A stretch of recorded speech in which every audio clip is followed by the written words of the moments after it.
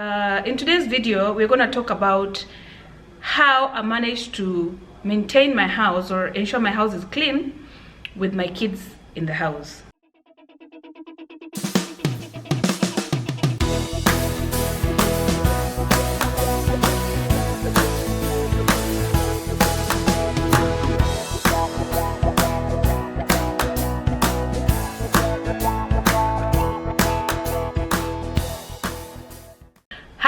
And welcome to this vlog. If you haven't subscribed to my channel, kindly do so. I'll be uploading a lot of videos during this period for everyone to enjoy themselves while they're at home.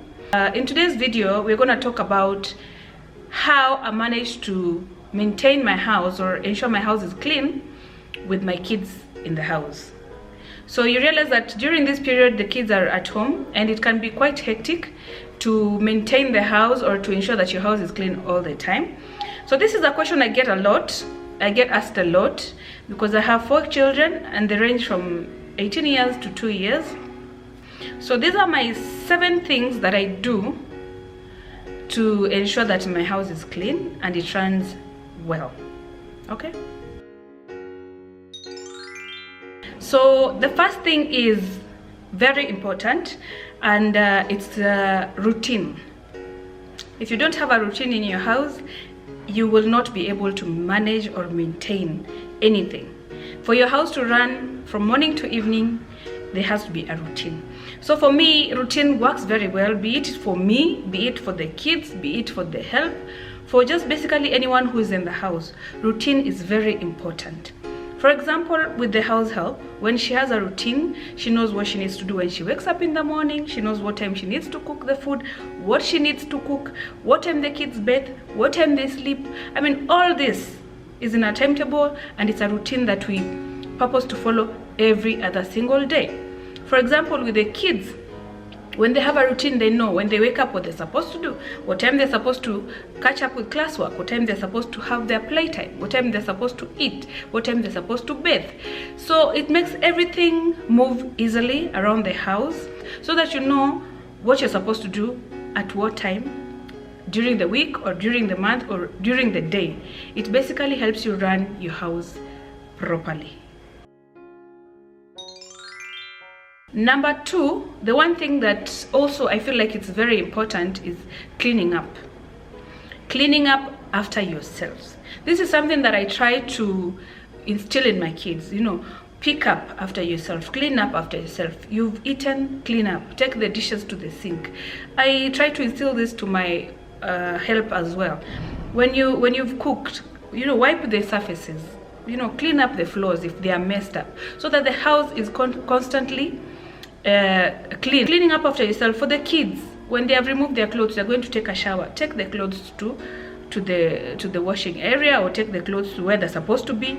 If you have a laundry basket, have them do that. If they have eaten, let them wipe the tables. This helps a lot in maintaining the house. Or if it's toys, if they're playing with their toys, after their playtime, they clean up their playing area so that it's neat. You don't have a really messy house all the time when you have a lot of kids. You understand what I'm saying? So for me, teaching them how to clean up after themselves has really worked magic for me. Feeding times. For me, that is one of the messed up times in this house. Like when the kids are feeding, that is the time that I feel like, other than the play time, they make the house really dirty. So there's something that I introduced to the kids and I feel like it's really working for me. So if you have kids and it's time for them to eat, choose one feeding area. If you decide it's your dining table, have them all sit down. This issue of running around with kids and food all over the house just doesn't work for me. It makes the house dirty, and also it's just hectic.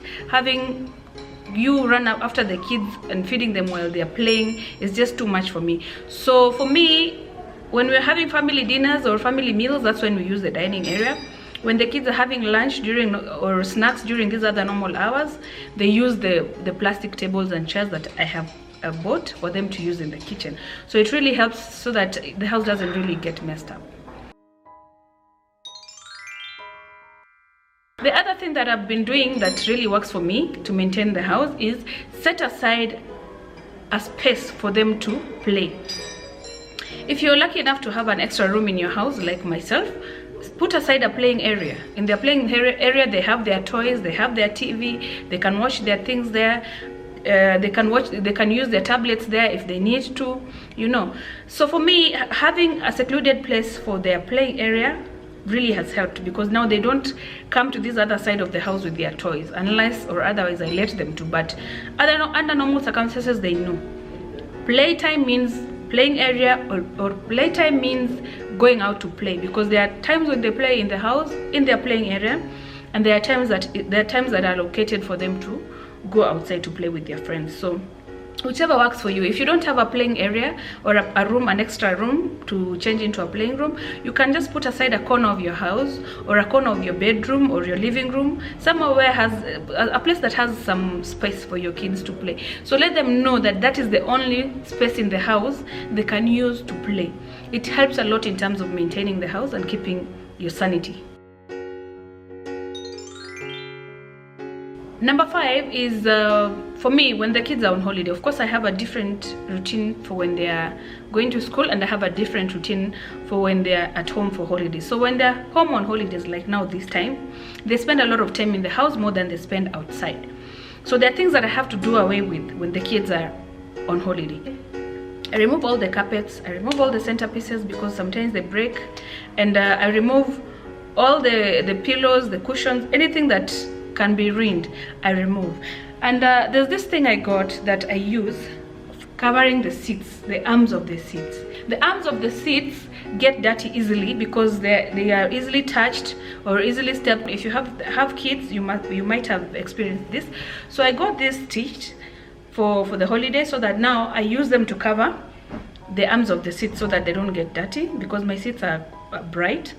And also, if you have seat covers, I've seen people selling them online. You can cover the entire seat, or you can choose to cover parts of the seats like myself. So this actually goes a long way in maintaining the color of the seats. Allocating chores. One very other important lesson to teach your kids. For me, I have children who range from, like I said, 18 years to 2 years.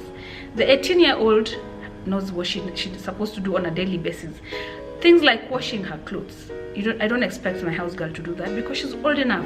I'm empowering her to be able to do these things so that when she moves out or she's staying with other people in future, she will be responsible enough to take care of herself.